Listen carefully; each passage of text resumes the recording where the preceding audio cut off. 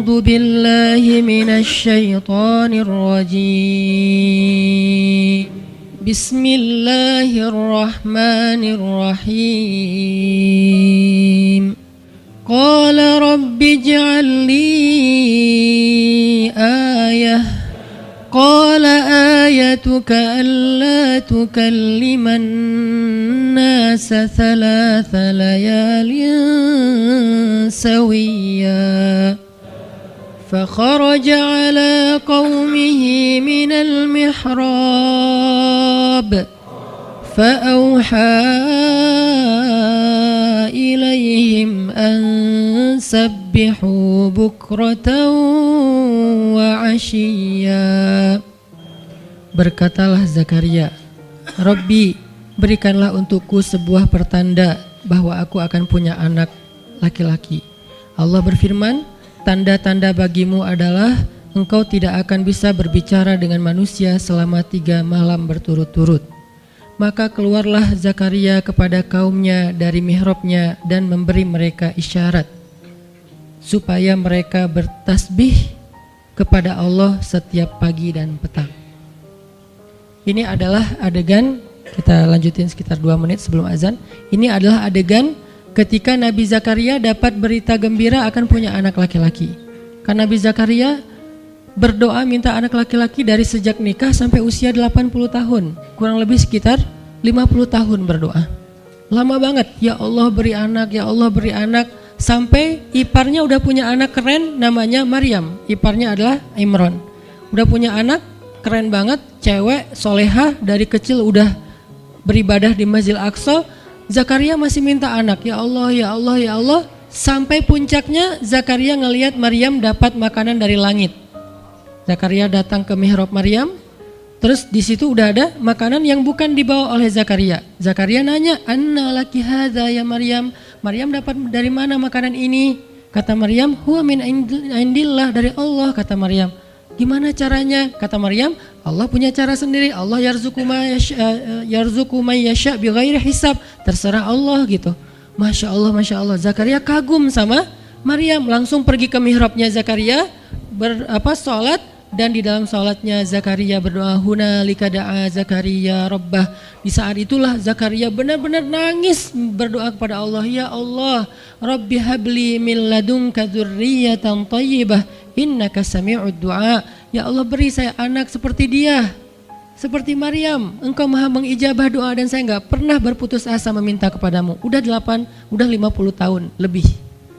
Tiba-tiba Allah bilang, ya Zakaria, inna nubashiruka bi ghulam ismuhu Yahya lam naj'al lahu min qablu samia. Zakaria, sekarang kami akan perkenankan doamu, kamu akan punya anak, beri dia nama Yahya. Belum pernah ada anak seperti dia yang soleh di muka bumi. Zakaria kaget, walaupun doa tapi beliau masih berpikir kayak, gimana caranya saya punya anak? Ini kayak tarik-tarikan antara logika manusia dengan iman. Imannya percaya Allah Maha Kuasa, tapi logikanya gimana caranya? Istri saya udah tua, saya juga udah tua. Lalu Nabi Zakaria bertanya untuk biar lebih tenang, supaya logikanya nggak ragu lagi. Kalau imannya udah mantap, tinggal logika. Zakaria tanya, beri saya ij'al li ayah, beri saya bukti, tanda gimana cara saya punya anak. Kata Allah, tandanya alla tukalliman nas 3 layalin sawiyya. Kamu tiba-tiba nggak bisa ngomong. Kamu sehat, kamu nggak punya masalah, tapi kamu nggak bisa ngomong. Mau ngomong tuh gak bisa. Kamu bisa tilawah, kamu bisa zikir, tapi kamu gak bisa ngomong. Bisa subhanallah, subhanallah, subhanallah. Bisa alhamdulillahi rabbil alamin. Gak bisa. Jadi baca Quran, kalau ada Quran, tapi dulu kan Taurat ya. Baca Taurat bisa, zikir bisa, hayya ala sholah, kalau azan ada azannya bisa. Pokoknya semua bisa kecuali mau ngomong tuh gak bisa. Masya Allah ya, luar biasa. Kenapa? Karena Allah pengen Zakaria zikir aja 3 hari. Jangan ngomong dengan manusia walaupun ucapannya baik kecuali zikir. Jadi kalau mau ngomong dengan manusia, subhanallah, masya Allah, alhamdulillah, bismillah. Cuman gitu doang ngomongnya. Gak bisa, lu mau kemana? Gak bisa. Insya Allah gitu. Jadi cuman bisa zikir. Saking Allah pengen Zakaria menghabiskan 3 hari sebelum Allah tunjukkan keajaiban hanya dengan berzikir. Apa poinnya di sini? Kalau kita pengen ada keajaiban dalam diam, maka isilah diam kita dengan zikrullah. Dan salah satu cara Allah Subhanahu wa taala mendidik Nabi Zakaria untuk menjemput keajaiban itu adalah Allah menyuruh Zakaria untuk diam dan mengisi diamnya dengan zikratullah bukratan wa asiyya, mengingat Allah pada waktu pagi dan pada waktu petang. Artinya diisi dengan zikir. Dan waktu itu Nabi Zakaria menurut ulama tafsir, beliau tidak cacat lisannya, benar-benar bisa ngomong. Hanya tidak bisa bicara dengan manusia tapi bisa berzikir. Jadi beliau bisa zikir, bisa mengucapkan kalimat-kalimat Alkitab yaitu Taurat. Beliau bisa membaca ayat-ayat Allah, beliau bisa mengucapkan kalimat bismillah dan seterusnya, tapi nggak bisa ngomong dengan manusia. Dan itu terjadi selama 3 malam. Dan akhirnya setelah 3 malam, Nabi Zakaria tiba-tiba dapat berita gembira kalau istri beliau hamil. Ini pelajaran penting banget buat kita. Kalau ini pernah berlaku terjadi kepada Nabi Zakaria, keajaiban dengan cara kayak gini, maka ini juga akan terjadi kepada kita. Itulah alasan kenapa kisah tersebut direkam dalam Al-Quran, supaya dia menjadi pelajaran hudan lil muttaqin. Itu kenapa Allah katakan Al-Quran hudan lil muttaqin, petunjuk bagi orang yang bertakwa, orang yang pengen memperbaiki diri, orang yang pengen dapat solusi. Muttaqin, orang yang pengen wa may yattaqillaha yaj'al lahu makhraja, dapat jalan keluar. Wa yarzuqhu min haitsu la yahtasib, dikasih rezeki yang enggak terduga-duga. Wa may yattaqillaha yaj'al lahu min amrihi yusra, diberikan kemudahan. Wa may yattaqillaha yaj'al lahu yukaffir anhu sayyi'atih, dihapuskan semua dosa. Wa yu'dhim lahu ajra, dikasih reward yang berlipat-lipat. Maka siapa yang pengen dapetin keajaiban-keajaiban orang bertakwa itu, maka jadikanlah Al-Quran sebagai petunjuknya, hudan lil muttaqin. Nah, gimana cara kita jadiin Al-Quran sebagai petunjuk? Jawabannya juga ada di ayat yang sama, la raiba fih, jangan ragukan ayat-ayat Al-Quran, termasuk kisah-kisah yang ada di dalamnya. Sehingga kalau kita benar-benar percaya kisah Nabi Zakaria mendapatkan keajaiban dengan cara diam dan zikir, maka kita coba terapin itu dalam masalah hidup kita, insya Allah kita juga akan mendapatkan keajaiban dan kejutan seperti yang didapatin oleh Nabi Zakaria. Itu pesan poin yang ada di dalam ayat 10 dan 11 surat Maryam. Sehingga buat sebagian orang yang mungkin ngerasa selama ini sering disakiti, sering dicuekin, sering didebat, sering diapain, jangan terlalu diladenin. Kadang-kadang ada teman saya nanya ke saya, Ustadz, ini ada yang ngomongin Ustadz gini di sosmed, perlu kita balas nggak nih? Saya bilang udah diamin aja. Itu tuh santai, tapi sebetulnya itu ada kayak alasan kenapa saya memilih sikap itu, bukan karena kayak males ribut. Sebetulnya kadang-kadang kan ribut itu kayak nyenengin ya, kayak olahraga apa ya, emosi gitu kan. Rame-rame di sosmed itu kayak asik kan, kayak kita ngegame gitu kan. Jadi nge-replay komen-komen orang kayak lucu-lucuan gitu. Saya pernah lihat Rachel V-nya bagus juga sih. Ini bukan dalam hal negatif tapi positif, makanya saya sebutnya nama. Rachel itu kan main kemarin ke Australia sama New Zealand. Terus ada dia lagi foto-foto gitu di sana bareng dengan suaminya. Tiba-tiba ada yang komen, Sel, lo gak cocok di tempat itu, tempatnya bagus tapi gara-gara lo jadi kurang bagus gitu. Terus dia jawab, ya gue gak cocok tapi dompet gue cocok, kata dia. Kadang-kadang perlu digituin juga sih ya, biar paham. Karena kata Ustaz Abdul Somad, sombong kepada orang yang sombong adalah sedekah. Tapi itu mah pilihan. Rasal memilih sikap santuy. Tapi dengan dia guyonin, kalau saya memilih sikap diam aja deh. Karena saya takut kalau saya ngomong malah jadi panjang debatnya, dan saya merasa nggak mampu untuk selalu membela diri dengan argumen. Karena membela diri dengan argumen kadang-kadang ya, kalau bahasa Ustadz Umar Mita, orang yang mencintaimu tidak butuh alasan, orang yang membencimu tidak akan menerima alasan. Jadi kayak ya udahlah, diamin aja. Ternyata dengan kita diam muncul aja keajaiban, banyak keajaiban. Jadi benar-benar saya percaya banget diam itu tuh keajaiban. Dan itu berlaku dalam dakwah, berlaku dalam masalah keluarga. Ketika istri lagi ngambek, dia misalnya komen panjang di sosmed, di WhatsApp misalnya, dia kayak misalnya lagi namanya juga lagi ngambek ya, ngomong panjang di WhatsApp.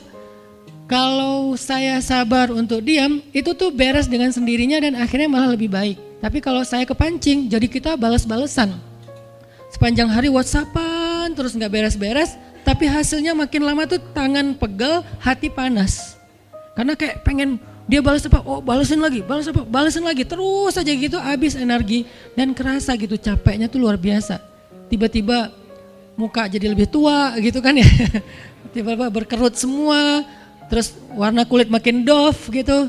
Ini gara-gara efek stres kali ya. Jadi intinya adalah jangan diladenin, diamin aja setelah kita klarifikasi fitnah. Kalau itu berbentuk fitnah, tetap kita butuh tabayun, klarifikasi biar tidak menyebar fitnah. Tapi beres klarifikasi nggak usah diperpanjang. Berapa kali mungkin teman-teman ngelihat, mungkin saya pernah ada, nggak ada apa-apanya sih dibilangkan Ustadz Felix. Kalau beliau lebih pro lah dalam masalah kayak gini. Kalau saya beberapa kali dibully di sosmed, pernah nggak saya ladenin? Hampir nggak pernah. Cuman klarifikasi maksudnya, udah beres, diamin aja, diamin. Sepahit apapun, sepanas apapun kalimatnya, yang kadang-kadang Ustaz nggak baca, penasaran soalnya. Kalau kita diam karena nggak baca, mungkin nggak ada challenge-nya kan. Ini baca, komennya semua sampai ribuan itu satu-satu dibaca. Fakuli washrobi wa qarri aina fa imma tarayinna minal bashari ahadan فقولي إني نذرت للرحمن صوما فلن أكلم اليوم إنسيا فأتت به قومها تحمله قالوا يا مريم لقد جئت شيئا فريا يا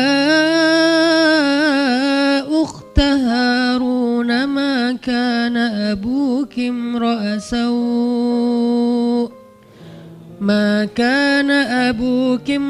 سوء وما كانت أمك بغيا فأشارت إليه قالوا كيف نكلم من كان في المهد صبيا.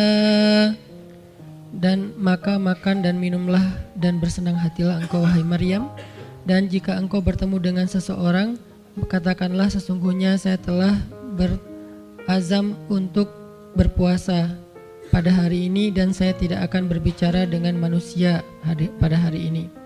Lalu Maryam pun datang kepada kaumnya sambil menggendong bayinya. Kaumnya berkata, wahai Maryam, engkau datang kepada kami dengan membawa, kalau bahasa kita tuh pembawa apa istilahnya, sial, apa ya, dengan membawa keburukan. Jadi kayak dianggap pembawa kesialan. Wahai saudari Harun, sesungguhnya ayahmu bukanlah seorang yang nista ataupun pendosa, dan begitu juga dengan ibumu bukanlah perempuan yang hina. Lalu Maryam memberi isyarat, fa'asyarat ilaih, memberi isyarat dengan menunjuk ke arah bayinya. Lalu mereka berkata, bagaimana kami akan berbicara dengan seorang bayi yang masih digendong oleh ibunya, maksudnya masih terlalu kecil. Ini adalah cuplikan adegan Maryam ketika baru pulang kampung. Jadi ceritanya di ayat sebelumnya, ketika kandungan Maryam semakin besar dan nggak bisa disembunyikan dari penglihatan manusia, Maryam pun pergi menjauh ke sebuah tempat yang tidak ada siapa-siapa. Fahamalathu fantabadat bihi makanan qasiyya. Dia menjauh, mengucilkan diri ke tempat yang nggak dilihat oleh siapa-siapa sampai melahirkan. Jadi kurang lebih sekitar 3 bulan 4 bulan Maryam nggak ada di Al-Quds, nggak ada di di Masjidil Aqsa dan sekitarnya. Dia pergi mengasingkan dirinya supaya tidak ada yang menghujat Maryam karena ngelihat perutnya sudah semakin besar dan dia nggak punya suami. Setelah melahirkan, akhirnya Allah perintahkan Maryam untuk pulang. Setelah Allah ngasih makan, minum dan kebahagiaan buat Maryam, fakuli washrobi wa qarri aina, dengan adegan korma yang menjatuhkan buah-buah rutop dan seterusnya, pulanglah Maryam. Nah, Maryam tahu ketika dia pulang dengan membawa bayi, dia pasti akan dihujat, dicela, dicaci maki, dibully oleh kaumnya. Lalu Allah memberi kepada Maryam bekal. Gimana cara ngadepin yang kayak gitu-gitu? Kata Allah, kalau kamu ketemu manusia, ketemu orang-orang, ketemu kaummu, bilang ke mereka, saya tidak berdebat hari ini. Saya nggak akan berdebat. Jadi dia tetap bisa ngomong. Tapi dia bilang, saya nggak akan berdebat. Saya nggak akan bicara dengan siapapun hari ini karena saya sudah bernazar untuk diam. Bilang kayak gitu kepada kaummu. Maka fa'atat bihi qaumaha tahmiluh. Maka datanglah Maryam kepada Al-Quds, kepada kota Al-Quds dengan membawa bayinya yang digendong. Datang. Baru dari ujung kota kelihatan Maryam, muncullah orang-orang Bani Israel semuanya rame di pasar-pasar mereka, semuanya menghadang Maryam. Maryam tiba-tiba dihadang di gerbang kota Al-Quds. Gak boleh masuk kota Al-Quds. Tadinya ada yang satu orang lihat, Maryam, langsung dia datang ke kota, dia umumkan ke semua orang, wahai Bani Israel, perempuan yang hina yang kita cari-cari sekarang sudah datang membawa bayi haramnya, membawa bayi selingkuhnya, membawa bayi hasil zinanya. Akhirnya orang-orang yang ada di Masjid Al-Aqsa, yang ada di rumah-rumah, yang ada di pasar, semuanya berkumpul di depan gerbang kota.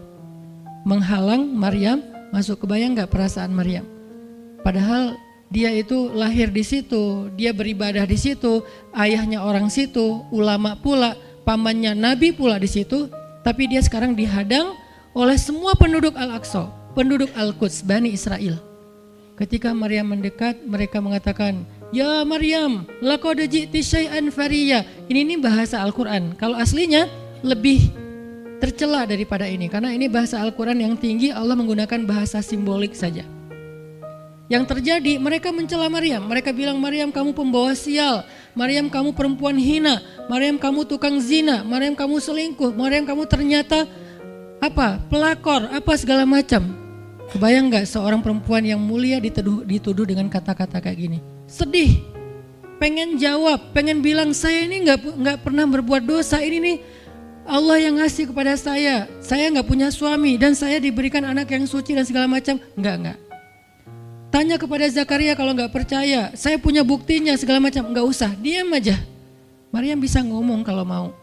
Maryam by the way adalah perempuan secerdas Sayyidah Aisyah.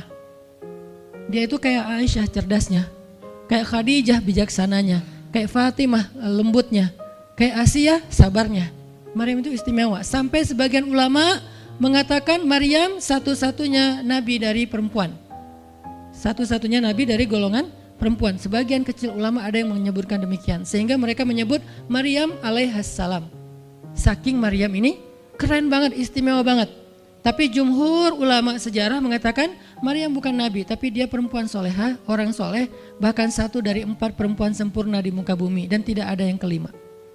Cuman ada 4. Kamula minar rijali katsir, kata Nabi. Laki-laki yang sempurna itu banyak, yaitu para rasul dan para nabi. Walam yakmul minan nisa illa arba'ah. Tidak ada perempuan yang sempurna kecuali 4. Asiyah istri Fir'aun, kemudian Maryam anaknya Imran, kemudian Khadijah istri Rasulullah, dan Fatimah bintu Rasulullah. Artinya Maryam ini istimewa banget. Dia kalau mau argumen, dalilnya lebih banyak daripada para rabi-rabi Yahudi yang ada di situ. Karena ketika Maryam dulu berkhidmat di Masjid Al-Aqsa, Maryam itu nggak belajar seperti yang lain-lain, karena kan dulu orang Bani Israel itu paling anti sama cewek ya. Buat mereka perempuan itu kasta kedua, seolah-olah perempuan itu nggak punya hak yang sama dengan laki-laki. Laki-laki punya hak belajar di Masjid Al-Aqsa, perempuan nggak boleh. Ini kesenjangan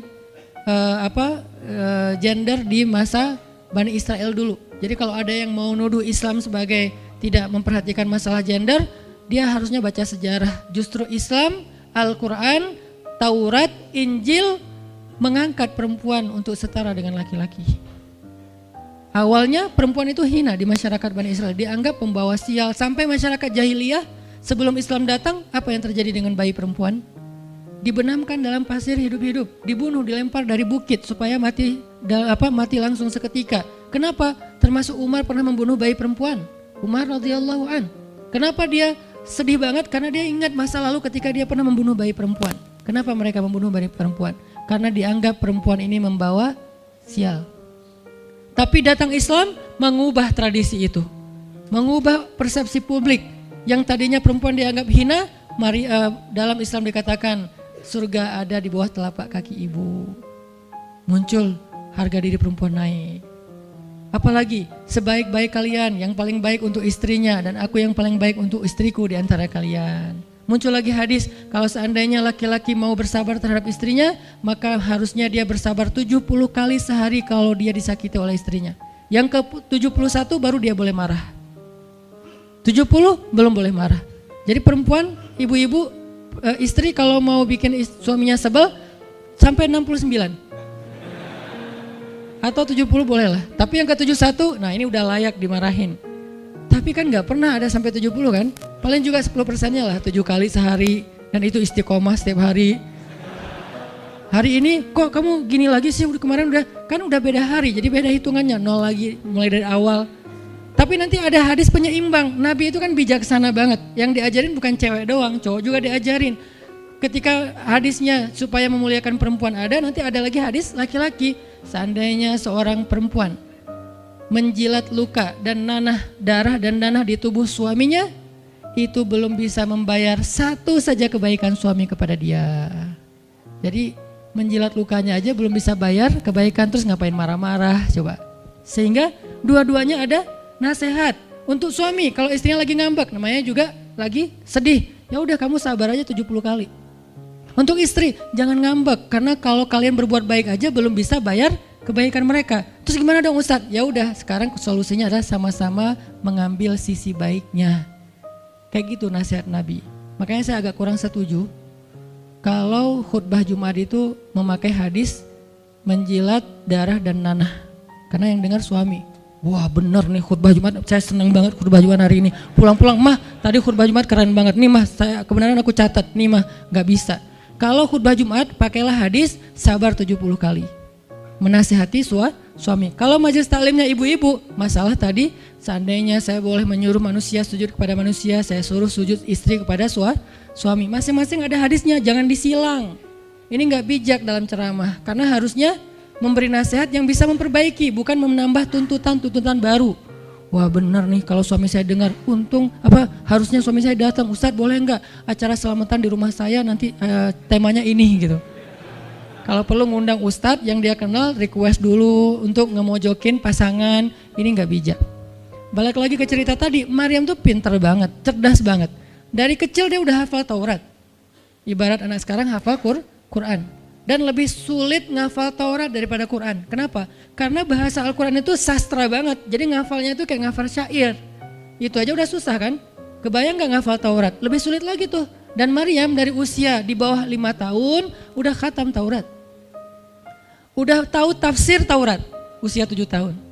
Bahkan saking keren dan pinternya Maryam, kadang-kadang ketika Maryam ngobrolin tentang Taurat sama Zakaria, itu Zakaria sampai geleng-geleng kepala. Maryam, gitu maksudnya? Sampai nanya ke Maryam. Gitu om maksudnya. Maryam ngomongnya ke Zakaria udah kayak ngajar gitu. Saking pinternya Maryam. Jadi hadis-hadis Zakaria Maryam hafal. Kan para anbiya itu punya hadis kan. Hadis Zakaria dihafal oleh Maryam. Tauratnya Musa dihafal oleh Maryam. Kebijaksanaan para nabi dihafal oleh Maryam. Dia dari usia 10 tahun itu udah jadi ulama besar Maryam. Artinya kalau misalnya orang mau berargumen dengan Maryam, dia punya banyak bahan. Dia punya banyak narasi. Dia lagian Maryam itu pintar ngomong. Tapi Maryam diam. Jadi kalau kita ngerasa pintar ngomong, pintar komen, pintar apa, tetap aja kita punya alasan harusnya kita diam. Karena Maryam yang lebih daripada kita ternyata juga diam. Akhirnya Maryam diam. Dikatakan ya ukhta Harun. Diingatkan lagi dengan kemuliaan keluarga Imran. Ya ukhta Harun ma'akana abuki imra'asau. Wa ma kanat ummuki baghiya. Ayah kamu itu Imran loh Maryam, kamu enggak malu punya bayi di luar pernikahan sementara keluarga kalian itu keluarga baik-baik. Apa kamu tega menyakiti ayahmu, mencoreng nama besar dan nama baik keluarga besarmu dan seterusnya. Maryam makin luar biasa panas banget, sedih banget. Dan Maryam itu yang lebih berat lagi teman-teman. Mungkin kalau kita digituin agak kebal ya. Terutama cowok lah. Cowok kalau digituin agak kebal karena emang kurang berperasaan sih kalau cowok ya. Coba lihat dari angle cewek. Cewek itu lebih peka loh dari kita. Kita mah mungkin lebih mudah lah diam. Diomelin, diam aja. Karena kita kan orangnya agak santuy gitu kan. Kalau cewek tuh nggak bisa gitu. Makanya lihat angle ini dari angle cewek. Kalau tadi Zakaria, sekarang Maryam. Dan Maryam lebih peka daripada semua cewek yang ada di muka bumi. Lebih perasa lagi daripada perempuan yang ada di muka bumi. Sangat-sangat pemalu. Saking pemalunya, ketemu cowok keren, ta'awuz coba. Cewek itu perasaannya lebih dalam daripada kita. Jadi kalau misalnya cewek-cewek, Maryam tuh gak punya, ketemu cowok keren aja dia ta'awuz. Siapa cowok keren yang ditemui Maryam? Jibril. Gabriel loh yang ditemuin. Dan waktu itu Jibril menjelma. Apa? Fatamassala laha basyaron sawiyya. Jibril menjelma sebagai basyaron sawiyya. Allah yang ngomong tuh, cowok keren. Allah yang bilang keren. Kalau kita merasa udah paling keren, menurut Allah biasa-biasa aja. Karena Allah pernah menciptakan Yusuf, Allah pernah menciptakan Muhammad, Allah pernah menciptakan Yahya. Kita merasa paling keren, Allah pernah menciptakan Sarah, perempuan paling keren juga, Aisyah, Fatimah. Jadi buat kita kayak udah kegeeran paling keren se-Bandung gitu kan ya. Menurut Allah mah biasa. Kalau Jibril, Allah sendiri yang bilang dia tuh emang keren. Jibril emang bukan malaikat, tapi kalau ketemu manusia, kecuali para nabi, Jibril itu menjelma sebagai manusia. Supaya tidak terlihat wujud aslinya. Karena gak kuat orang ngelihat wujud aslinya Jibril. Nabi Muhammad aja pertama ngelihat Jibril dengan wujud aslinya pas di Gua Hira itu lari tuh. Takut, saking ngerinya Jibril tuh. Jangankan manusia, malaikat aja segan sama Jibril. Jibril lewat, malaikat gak berani malaikat. Kenapa saya bilang kok disegani? Allah yang bilang di Al-Quran, dia itu malaikat yang disegani. Dzu mirratin. Dzu mirrah kalau bahasa kita, malaikat yang sangat berwibawa. Sehingga di antara malaikat aja gak ada yang sembarangan bicara sama Jibril. Mau bicara sama Jibril kayak, aduh segan, malu, gitu malaikat, cuman gak pakai, itu mah Sunda ya.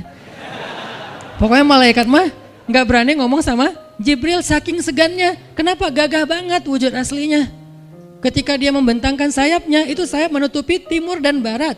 Jadi matahari, bulan, bintang udah gak kelihatan. Yang kelihatan cuman Jibril dengan keagungannya. Itu belum Allah ya, baru ciptaan Allah. Jibril, salah satu makhluk Allah yang paling agung. Sehingga saking kerennya Jibril, Allah gak menyebutnya dengan nama malaikat. Padahal golongannya malaikat, tapi Allah menyebutnya dengan Ruhul Quds, Roh Kudus, yaitu Jibril.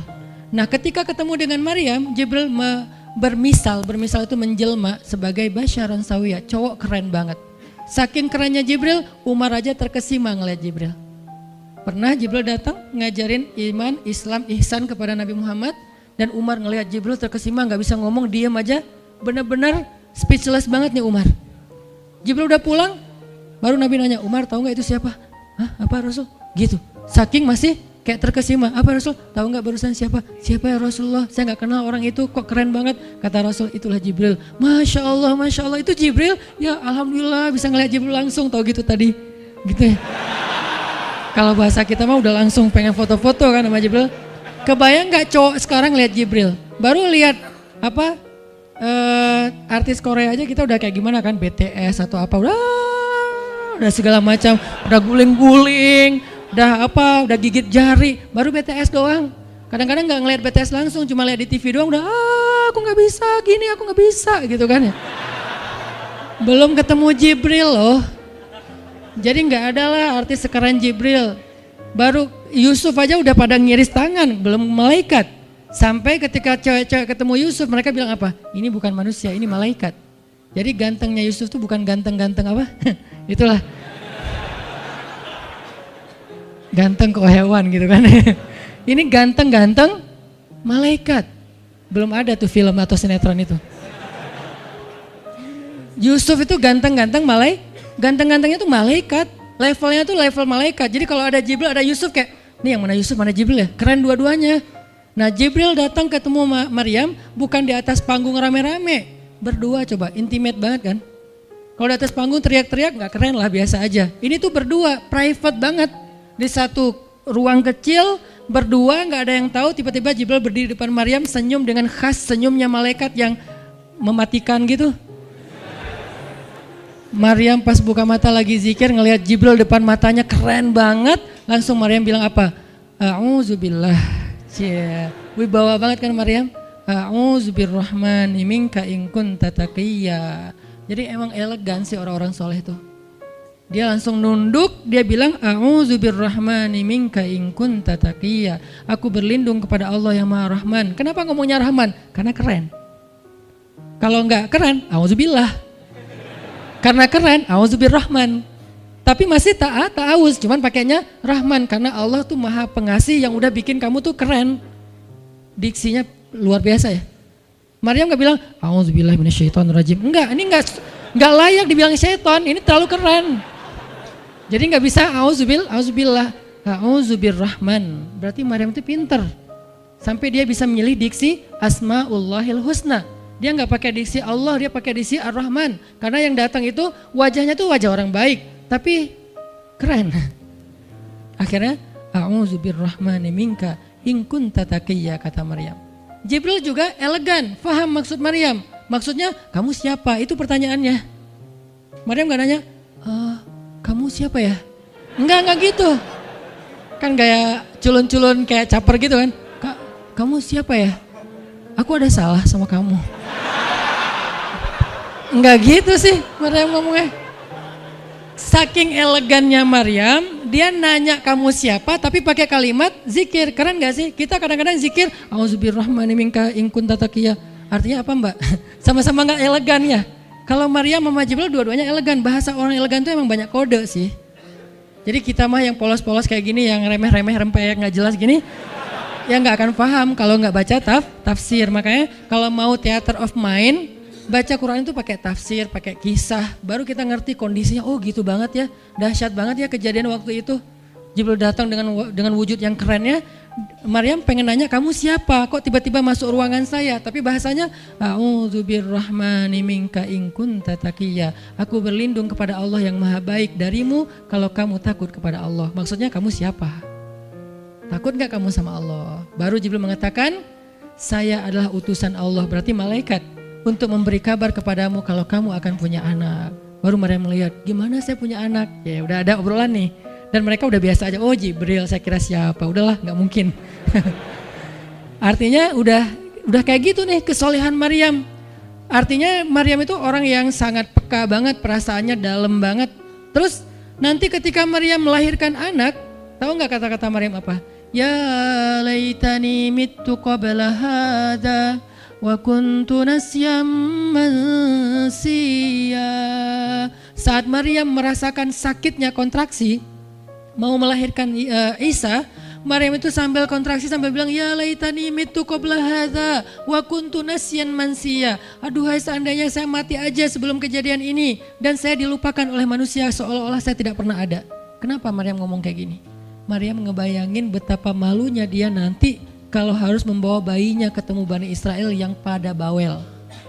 Bani Israel itu terkenal kaum yang paling bawel. Bawelnya banget. Kalau kita baca Al-Baqarah itu isinya kebawelan Bani Israel. Kata Nabi Musa, sembelihlah Al-Baqarah. Al-Baqarah itu kan banyak, yang warna apa? Cari yang warnanya bersih. Yang bersih kan juga ada belang-belangnya nggak dikit. Terus yang beratnya berapa kilo, yang dari mana, dari Bali atau NTB atau dari mana? Bawel banget. Udahlah cari aja seekor sapi, sembelih beres. Tapi nanya lagi, bertele-tele. Itulah Bani Israel. Dan Maryam tahu banget karakter kaumnya. Jangankan dengan fitnah kayak gini nih, ketemu Nabi yang udah menyampaikan hal yang benar aja, itu di debatnya tuh habis-habisan.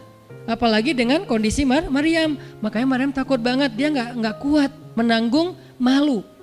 Kalau kita mungkin masih kuat lah nanggung malu, kadang-kadang malah malu-maluin gitu kan. Kalau Maryam nggak kuat nanggung malu, berarti orang yang seperti ini harusnya kan berat banget untuk diam kan, nggak akan kuat diam, harusnya dia ngomong gitu, dia belain diri. Tapi Maryam itu sisi lainnya adalah perempuan yang mukminah, siddiqah, sangat yakin sama Allah. Allah suruh diam, ya udah diam. Gimana pun dihujat, diam.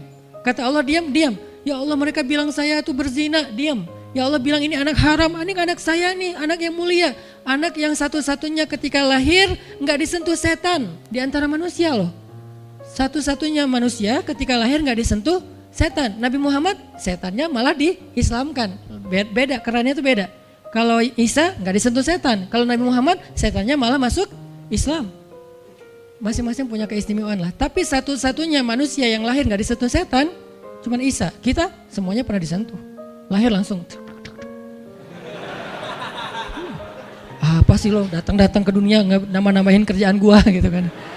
Kita nih orang biasa, jadi pas lahir tuh udah ada langsung setan bisik-bisik, yuwas bisufi sudurinas, makanya disuruh azan kan. Karena kenapa? Biar nggak dibisikin sama setan. Dan kalau bisa suara azan kita harus lebih lembut daripada suara setan, karena setan juga kayak nge-tricky gitu. Saya ibu kamu. Anak bayi dinina bobokan sama setan, hiduplah iblis gitu-gitu kan. Jadi kayak di dokter nama setan, iblis itu keren, iblis itu soleh, iblis itu baik. Tapi pakai bahasa nasyid. Lagunya tuh kayak akustik gitu, lembut banget gitu kan. Makanya suara muazin kalau azanin anaknya yang lembut. Jangan azan Allah Akbar, asyhadu an la ilaha illallah. Dia malas ke masjid nanti kalau udah dewasa. Kenapa? Gue malas banget dengan suara ini nih. Salahnya siapa coba? Salah ayahnya. Belajar azan di Al-Latif sama Muzammil sama Teras Tahfiz biar azannya tuh kayak Allahu Akbar. Bayinya senyum-senyum. Ntar gue bisa lebih dari itu. Canda. Intinya adalah Maryam itu pemalu banget. Jadi dia bisa banget untuk ngebales, tapi dia diam.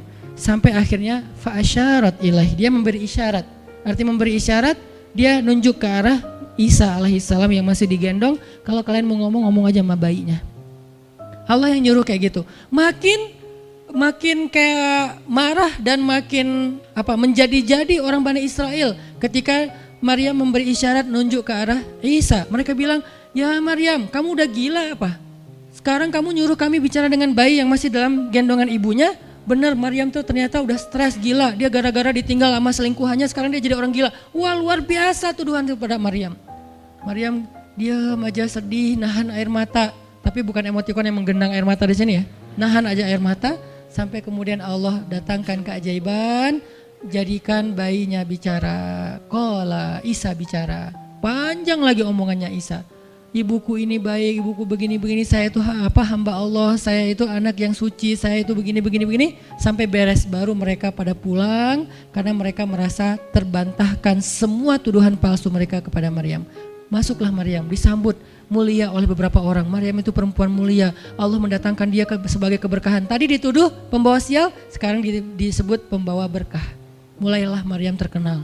Isa dididik, kemana Isa pergi, anak-anak kecil segengnya Isa pengen jadi temannya Isa. Gue temannya Isa lo, gue temannya Isa lo. Gak lama kemudian Isa jadi temannya Yahya. Ketika dia udah bisa main sama Yahya, main berdua sama Yahya. Kemana-mana berdua, Yahya, Isa.